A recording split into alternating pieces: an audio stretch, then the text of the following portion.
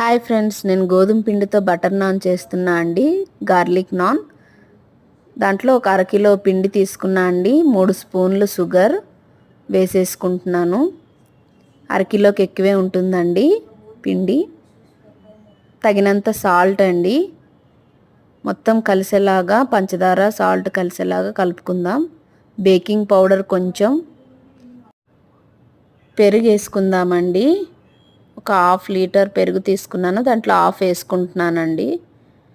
పెరుగుతో మంచిగా పిండిని కలిపేసుకుందాం. కొంచెం కొంచెం వాటర్ వేసుకొని ఈ విధంగా కలుపుకున్న తర్వాత కొంచెం పైనుంచి ఆయిల్ వేసేసుకొని పెట్టుకుందామండి.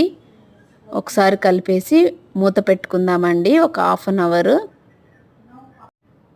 అవర్ తర్వాత ఈ విధంగా ఉండలు చేసుకోవాలండి. ఈ బటర్ నాన్ కోసం వెల్లుల్లి ఇంకా కసూరి మేతి, నువ్వులండి తీసుకోవాలి. ఈ విధంగా చపాతీ చేసుకొని కసూరి మేతి, నువ్వులు కొంచెం ఈ విధంగా చల్లుకోవాలండి. వెల్లుల్లి పొట్టు తీసేసి చిన్న చిన్న ముక్కలు కట్ చేసుకోవాలండి. కొన్ని ముక్కలు ఇలా వేసేసుకోవాలి. కర్రతో ఇలా చపాతీ చేసుకోవాలండి. స్టవ్ మీద పెనం పెట్టుకుందామండి. పెనం హీట్ ఎక్కాక ఆయిల్ వేసేసుకుందాం. ఈ చపాతీని కాల్చేసుకుందామండి. సిమ్లో పెట్టేసుకొని మూత పెట్టుకుందామండి. ఓ చిన్న కడాయిలో బటరు వేడి చేసుకోవాలండి. కరిగించుకోవాలి బటర్ని. టర్న్ చేసుకుందామండి.